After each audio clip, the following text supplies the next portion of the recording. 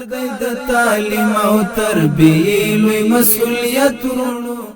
د پوهنې وزارت د ځانګړي پلان پر بنسټ د استعدادونو د ودې له یو بل سره د لیدنې او د نظریاتو د تبادلې په موخه نن سهار د کابل ولایت پغمان ولسوالۍ په معارف باغ کې د ښوونځیو او مدارسو د شاوخوا 200 تنو زده کوونکو لپاره د علمي سفر پروګرام دایر شو. په یاد پروګرام کې چې نن سهار پیل شو، پکې د پوهنې وزارت د ښوونې او روزنې معین الحاج مولوي سخا الله سعید، د کیفیتي تضمین معین الحاج مولوي عبدالخالق صادق، د سرچینو او ادارې معین مولوي صبغت الله وسیل، د دارالعلومونو رئیس مولوي عبدالقدوس قدوسي،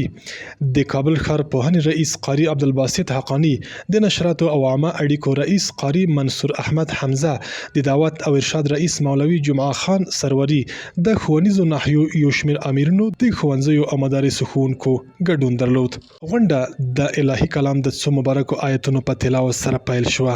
ورپسې د کابل ښار پوهنې رئیس د یاد ښوونیز پروګرام میلمنو ته ښه راغلاست ووایه او د دې ډول پروګرامونو په ګټو یې خبرې وکړې.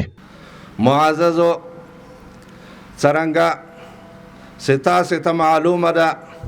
سیر علمي یا علمي کتنه دا د شاګردانو په زده کړه کې ډیر مهم رول لري. نو الحمدلله الله جل جلاله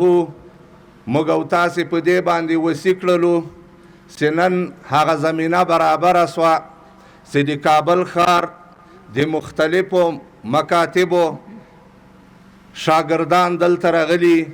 او زموږ معززو مشرانو هم تشریف راوړی.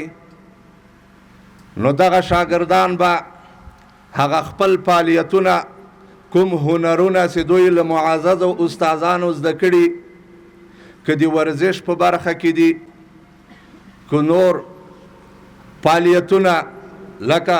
لاسي صنایع یا کارهای دستی، کوم کارونه چې هلته له استادانو نه په مکاتبو کې زده کړي، انشاءالله العزیز هغه به هم دلته د خپلو مشرانو په مخ کې هغه نمایش ورکوي. علم با عمله، علم نافع الله رب العزت هغه چاته ورکوي چې د الله جل جلاله اراده وسی، د الله جل جلاله خوښه وي او دغه انسانان الله جل جلاله ته محبوب وي، هغه چاته علم نصیب کوي. همدارنګه د پوهنې وزارت محترمو معینانو او نورو ویناوالو هر یو په خپلو خبرو کې د ځوانانو د علمي کچې پر لوړوالي او د هغوی پر سالمې روزنې ټینګار وکړ.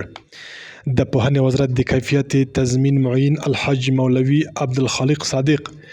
د خپلو خبرو په یوه برخه کې د ټولنې په اصلاح کې د پوهنې رول ته اشاره وکړه او ټینګار یې وکړ چې د پوهنې وزارت ژمن دی ترڅو د معاصرو زده کړو په ډګر کې د ټول هیواد د بچیانو لپاره د دیني او عصري علومو اسانتیاوې برابرې کړي. لومړی د معرفي شهر له محترم رئیس صاحب او ورسره له ټولې کابینې مننه کوو چې دا ابتکار کړی او د ما او تا د ملت د ماشومانو د خوشحالي لپاره او د هغوی د سیاحت لپاره او د هغوی د لوبو لپاره یې یو زمینه سازي وکړه تر څو هغه په ازاده فضا کې په اسلامي چوکاټ کې هغه خپلې لوبې ترسره کړي، هغه خپل سیاحت وکړي، هغه په ځمکه کې وګرځي او هغه د الله تعالی عجیب مخلوقات هغه وویني او له هغوی چې لیدنه وکړي. هلته الله تعالی څه وایي؟ قل سیروا فی الارض، ورته ووایه تاسو لاړ شئ په مځکه کې کیف بدأ الخلق، الله تعالی څنګه مخلوقات پیدا کړي، عجیب عجیب مخلوقات یې پیدا کړي، هغه که انسانان دي، هغه که حیوانان دي، هغه که نباتات دي، هغه که ټول موجودات او ممکنات دي، هغه که هغه ممتنعات دي، هغه ټول چې الله تعالی دنیا ته راوستلي په هغوی کې کوم حکم دي، په هغوی کې څه ګټې دي، له هغوی چې د الله تعالی وحدت معلومیږي، له هغوی چې د الله تعالی یووالی معلومیږي، له هغوی چې د الله تعالی علو معلومیږي. ماشوم ته باید ما او تا دا ابتکار ورکړو چې له ماشومتوبه د پلارتوب عادت وکړي. دا ماشوم بیا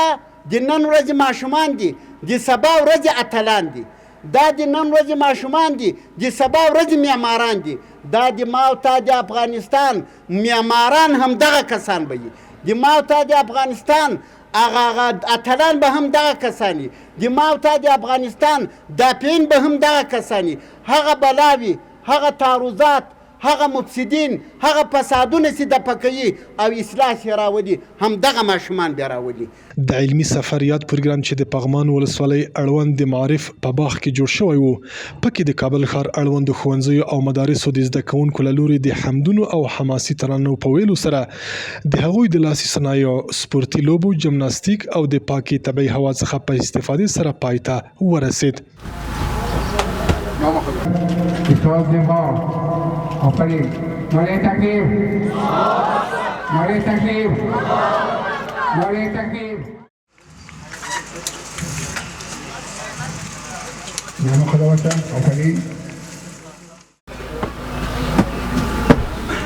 د پروګرام ګډونوالو د سالمې روزنې او د استعدادونو د ودې او د هغوی د بدني روغتیا د ساتلو په برخه کې د پوهنې وزارت د رهبرۍ له پاملرنې مننه وکړه او د نورو زده کوونکو لپاره هم د ورته پروګرامونو د ترسره کولو غوښتنه وکړه. کار دی د تعلیم او تربیې لوی مسؤلیت ورونو غواړي همت ورونو